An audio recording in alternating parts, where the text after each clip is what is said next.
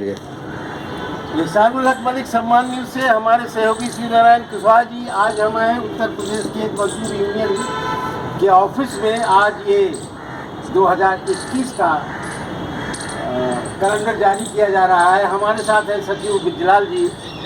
आप इस बारे में और किसानों और मजदूरों के बारे में क्या कहना चाहते हैं?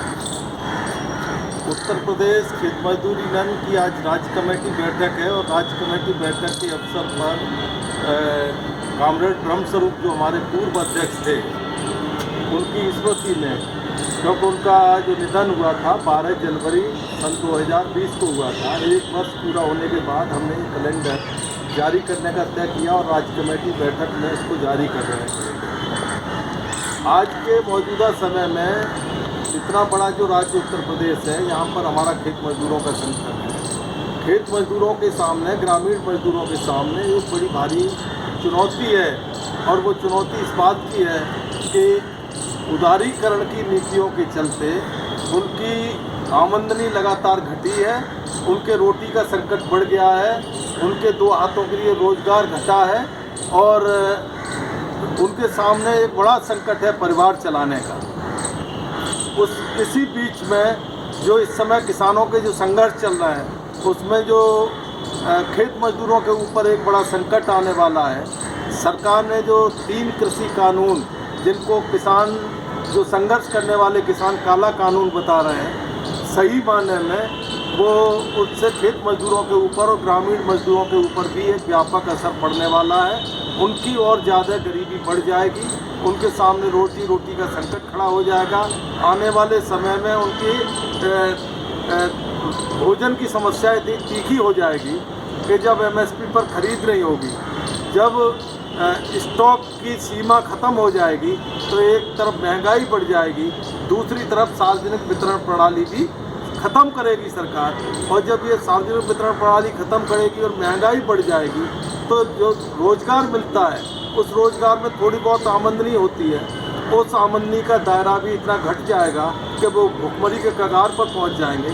उनके सामने सही मायने में एक रोज़गार का संकट एक बड़ा खड़ा हो जाएगा, क्योंकि मजदूरी की दर तो वैसे भी कम है। आज हम मनरेगा में देखते हैं, जहाँ पर मनरेगा के तहत पूरे 100 दिन में 100 दिन रोज़गार नहीं है। उत्तर प्रदेश जैसे राज्य में कोरोना के काल में जहाँ रोज़गार के दिनों में औसत कमी आई है, इस समय मजदूरी की दर कितनी है? मात्र 200 रुपया। 200 रुपया से ज़्यादा तो एक डॉक्टर की फीस होती है। दवाई का खर्चा तो छोड़ दीजिए, उसके लिए 1 किलो सरसों का तेल लेना है, 1 किलो दाल लेना है या 2-4 किलो आटा लेना, ये बहुत मुश्किल काम पड़ता है। तो वैसे ही वो आर्थिक संकट से जूझ रहा है, उसके सामने और ज़्यादा समस्या खड़ी हो जाएगी।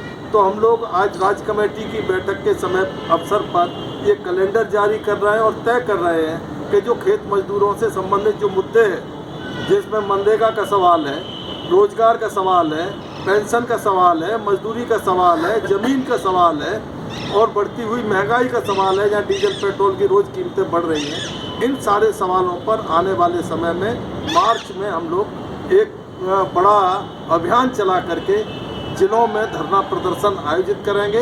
और हमारे यूनियन ने, राज्य कमेटी ने एक प्रस्ताव पास करके ये तय किया है कि जो सरकार के काले कानून हैं, तीनों कृषि विरोधी काले कानून, इन तीनों कृषि विरोधी काले कानून सरकार को वापस लेने चाहिए और आम जनता के पक्ष में काम करना चाहिए, आम जनता के हित में इसको वापस लेना चाहिए।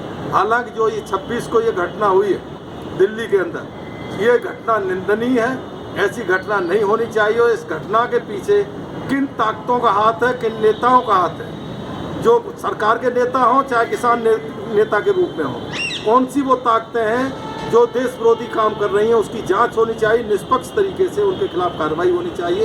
यही हम कहना चाहते हैं। सबसे अडानी और अंबानी को, रेलवे, LIC, तमाम डिपार्टमेंट को सरकार ने बेच ही दिया है। अध्यक्ष जी बोले। और बाकी जो किसानों का मामला था, जो ज़मीनों का मामला था, ये सरकार अडानी और अंबानी का गुलाम किसानों को बनाना चाहती है। वो संभव नहीं है। जहाँ तक पूरे देश से आज किसान मजदूर एकजुट होकर आवाज़ उठा रहा है, निश्चित रूप से या तो ये तीनों काले कानून वापस होंगे या तो सरकार जाएगी। किसानों ने और देश की जनता ने भी ये तय कर रखा है, क्योंकि अगर किसानों की ज़मीन ली गई तो फिर मनमानी रेट से अनाज बिकेंगे। अगर 10 रुपये में खरीद करके 25 रुपये में तो बेचेंगे। जैसे आलू 10 रुपया 5 रुपया खरीद करके चिप्स बना करके उसको 500 रुपया किलो बेचा जाता है। तो मरता आफ्टर ऑल किसान है, मजदूर है। और किसानों और मजदूरों ने ये संकल्प ले लिया है कि बिल अगर वापसी नहीं तो फिर सरकार जाएगी।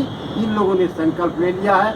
हमें उम्मीद है कि जितने भी भाई हमारे किसान भाई, मजदूर भाई, आम जनता, छात्र और नौजवान जो हमें सुन रहे हैं, वो आज ये संकल्प लें कि अगर कानून वापस नहीं होता है तो सरकार को जाना है। जय भारत।